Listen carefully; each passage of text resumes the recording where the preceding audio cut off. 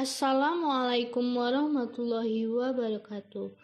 Perkenalkan, nama saya Alia Damianti, NIM 20231099, kelas pendidikan IPA C, dengan mata kuliah Ilmu Pengetahuan Bumi dan Antariksa, dan dosen pengampu yaitu Ibu Rahmah Evita Putri MPD. Saya akan mempresentasikan hasil wawancara saya, yaitu tentang bencana berbasis kearifan lokal. Berikut biodata narasumbernya, yaitu nama beliau yaitu Harini Purwasi, umur beliau 30 tahun, alamat Desa Lolohilir, Kecamatan Bukit Keleman, Kabupaten Kerinci, Provinsi Jambi.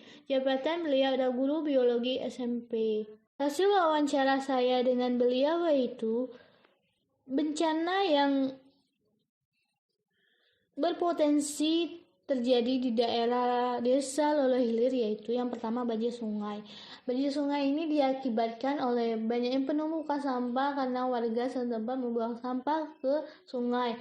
Sehingga apabila terjadi curah hujan yang sangat tinggi, maka akan terjadi banjir sungai dan air akan meluap. Berikut bencana yang berpotensi terjadi di daerah Desa Lolohilir yaitu gempa. Nah, gempa ini diakibatkan oleh karena dekat dengan gunung api. Yang ketiga adalah letusan gunung api, itu karena di daerah saya dekat dengan gunung api yang masih aktif sampai saat ini. Selanjutnya, upaya mitigasi yang dilakukan oleh pemerintah setempat. Yang pertama, menyediakan tempat berkumpul atau titik kumpul atau pengungsian apabila terjadinya bencana-bencana tersebut. Yang kedua, dilarang membuang sampah di sungai. Ini untuk mengurangi terjadinya banjir sungai. Yang ketiga, memberikan kepada warga setempat sosialisasi terhadap siaga gempa, banjir, serta letusan gunung berapi, seperti memberikan latihan penyelamatan diri apabila bencana tersebut terjadi. Biasanya tempat berkumpul ini seperti gedung atau tenda evakuasi. Selanjutnya, komentar terkait langkah mitigasi yang dilakukan oleh pemerintah setempat itu menurut saya sudah bagus dan tepat. Dengan adanya sosialisasi dari daerah setempat dan BPBD, itu akan menumbuhkan kesadaran masyarakat pentingnya mengetahui hal-hal yang akan terjadi terhadap bahayanya bencana yang akan datang. Serta itu akan meningkatkan pengetahuan dan mengurangi jumlah korban dari bencana karena masyarakat sudah diberikan sosialisasi dan masyarakat mengetahui bagaimana apa yang harus dilakukan ketika bencana tersebut terjadi. Tindakan mitigasi yang perlu ditambahkan menurut saya itu yang pertama, mengharuskan setiap rumah mempunyai beberapa alat penyelamatan seperti alat keselamatan standar dan persediaan obat-obatan yang harus ada. Yang kedua yaitu memperhatikan daerah yang rawan banjir,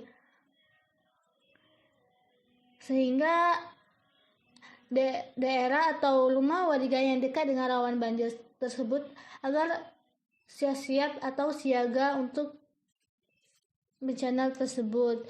Misalnya bisa warga setempat tersebut untuk mempunyai satu tas yang isinya barang-barang penting. Yang ketiga itu berkoordinasi dengan aparat sekitar gunung api untuk mengetahui peringatan dini. Hal ini bertujuan agar siaga terhadap letusan gunung berapi. Yang keempat, rambu-rambu menuju daerah pengungsian. Nah, rambu-rambu menuju daerah pengungsian ini belum ada di daerah tersebut. Yang kelima itu membuat peta evakuasi. Peta evakuasi ini masih belum juga dilakukan. Nah, itulah hasil wawancara saya dengan beliau. Berikut ini adalah lampiran bukti wawancara saya yang dilakukan secara online melalui aplikasi WhatsApp. Nah, itulah yang dapat saya sampaikan. Apabila ada kekurangan, kesalahan, saya mohon maaf. Saya tutup dengan wassalamualaikum warahmatullahi wabarakatuh.